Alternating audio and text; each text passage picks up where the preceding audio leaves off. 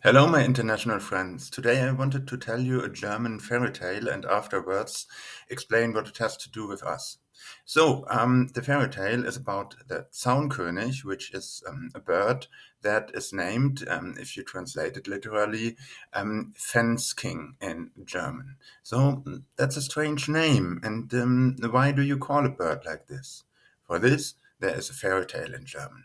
So, in the olden days, the fairy tale goes, in the olden days, the birds gathered together and decided that they wanted to determine who of them is king of the birds. And everybody was more or less sure that the eagle will be the king of the birds. But nevertheless, they wanted a fair competition for all the birds, and they decided whichever bird would fly highest would get the title of the king.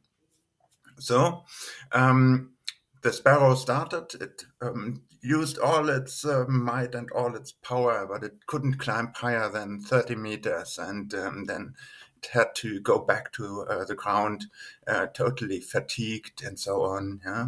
And then the next bird tried it, the dove, and it flew to almost 50 meters, but then it could not do any longer and tried again, but just didn't beat the 50 meters. And then the eagle used his mighty wings to fly up to 300 meters. And when looking down at the other birds trying to struggling to gain altitude, he decided to call it a day and to begin with his descent. But this was noted by the fence king, who had been hiding in the feathers of the eagle all the time. And the fence king said, okay, now I will start and fly 10 meters higher than the eagle, and then I'll be king of the birds. He did this, and when the birds came back to the ground, every bird was mad at the fence king because he had broken the rules. Or had he? Anyway, so the fairy tale goes like this. The birds were very angry about the fence king. So this bird had to hide in fences in order not to be picked by other birds and so on. And that's the end of the story. And I like this story a lot because I like especially the fence king. And this is why I have taken fence king as my call sign in the internet. I like the fence king because uh, I also like bending the rules as long as I don't break them and as long as it is clever. And the fence king did this in a perfect manner. And I also like that the fence king actually accomplished his goal. And I'm well aware that I'm not the eagle, so there are better people in every discipline, better people than I am.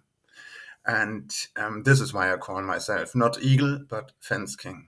But using certain tricks, I can contribute a bit, so that in the end it sounds like my contribution was not to be neglected. For example, if you look at this channel here, I have one video out that explains you how to bring your Linux desktop into a browser. Yeah, and I did not do this. I just used what other people provided. So I'm just hiding in the feathers of an eagle. Other people say standing on the shoulders of giants. I find this too static. I prefer the picture of hiding in the feathers of an eagle.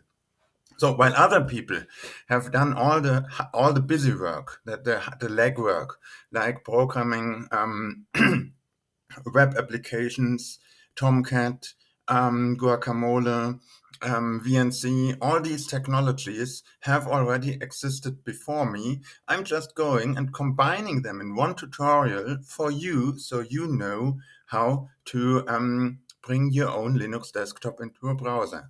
And this very much resembles to what the Fence King did, doesn't it? Because the Fence King just used what was there before and added his own contribution, which was tiny, but in the end, it led to something that was really making the difference according to the rules. Think about it. I welcome your thoughts and see you again next year. Bye.